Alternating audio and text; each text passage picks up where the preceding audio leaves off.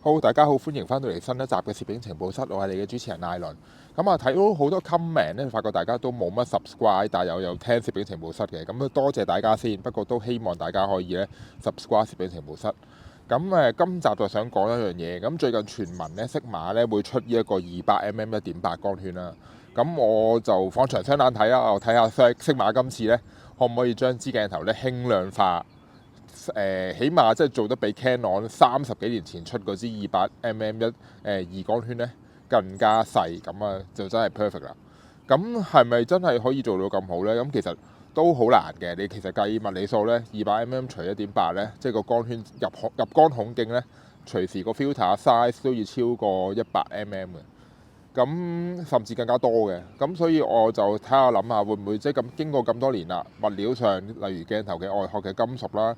鏡身嘅設計啦，咁無反嘅設計啦，咁會唔會都可以幫助到Sigma呢？咁呢一樣嘢就真係要睇下知道。咁而家可能就係其中一個外國嘅 YouTuber 傳啦，咁但係實際上係咪真係咁嘅呢？咁都唔知道嘅。咁真係要之後睇下係咪真係有咁樣出到嚟。咁可能甚至因為我其實記得呢，本身係全Sigma呢會出呢個800mm 5.6嘅，咁啊同Nikon嗰支打對頭嘅。咁但係就後來變咗300至600啦。咁所以有機會錯都唔定嘅。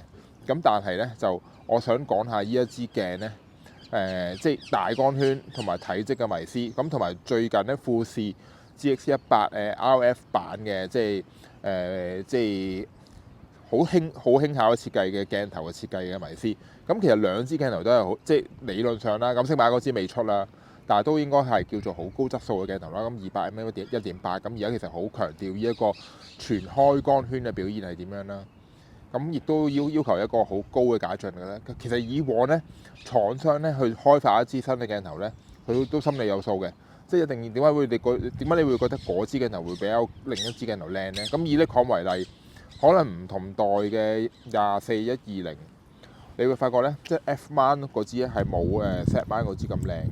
點解咧？其實 F mount 嗰支咧，即係嗰時佢開發嗰個像素同埋嗰個對解像力個要求咧係相對冇咁高嘅。咁但係後來咧，你會即係睇翻咧，其實 Z mount 咧就會真係做得會好一啲。咁因為其實每個廠商做嗰個水平都會諗到，依支鏡頭可以達到大概4000萬像素嘅標準，或者符合到6000萬像素嘅標準，甚至嚟緊之後係1億萬像素嘅標準。咁每個標準呢，對於鏡頭嘅解像力啦，對於鏡頭個裝嵌嘅仔細程度啦，都有好高嘅要求。咁富士其實今次真係即係我覺得玩大咗啦，即係將成支鏡呢，咁可能都幾大彈性嘅。你可能買即係用一個價錢。即係比 50R2 可能更加平嘅價錢，咁你可能透過去 zoom 個 sensor 去一個 digital zoom，咁啊變咗你基本上係有28mm、35mm，跟住到50mm 到630mm、75mm 咁樣，即係希望個焦距冇噏錯啦，艾倫。咁你又發覺呢，即使 zoom 到去最後，因為本身個 sensor 有1億像素啦。所以都會有即係接近2000萬像素嘅，即係應該係即係喺現今嘅基準嚟講係夠用嘅。咁呢一個設計係 OK 嘅，因為其實你買富士 GFX 你係好難真係咁多支鏡頭一次過買晒，咁同埋啲焦距嘅變化亦都相對冇咁大。咁所以呢，就即係對於淨係一機一鏡嘅朋友嚟講呢，新嗰部 RF 呢 GX 100 RF 呢係真係好適合唔同嘅朋友。咁但係你見佢個鏡頭嘅本身嘅設計呢，佢係真係做得一個後邊呢，即係嗰個鏡片呢，其實係個孔徑好細，佢用一個細光圈 F4 嘅細光圈，咁即係再將鏡片呢去屈光透翻入去鏡頭入邊呢，再去重新一個組織呢，咁令到成支鏡頭有一個好嘅質素之餘呢，亦都做到好細。咁同Sigma嘅可能嚟緊吹嘅，即係倡議或者謠傳嘅200mm 1.8呢，可能係一個好大嘅對比嚟。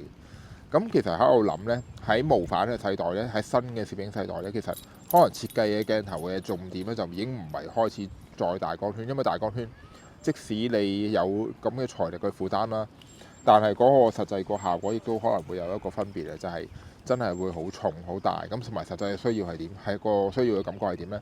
其實如果有影開相嘅朋友都知道呢，200mm 呢其實係本身一個頂焦鏡呢，其實係幾難用嘅。即係可能拎嚟係影人像啦，或者影一啲特別嘅 portrait 咧先會有用，因為真係要做一個空氣切割機去做一個咁好嘅效果。咁但係實際嚟講，其實如果你真係做一支鏡頭呢，其實而家有另一個方向，真係好似可以富士咁呢，細啲光圈，但係一個好高嘅解像力。咁實際上咧，出嚟嘅效果咧，都可能真係都係唔錯嘅。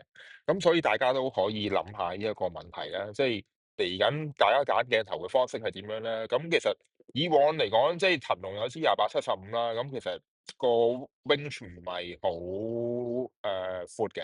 咁但係咧就出嚟個效果咧，大家都中意嘅。咁呢類型嘅鏡頭係咪喺新一代嚟講嘅攝影係適合大家咧？咁我都好想大家反思係呢一個問題嘅。好，咁今集節目時間係咁多啦，下集再見，拜拜。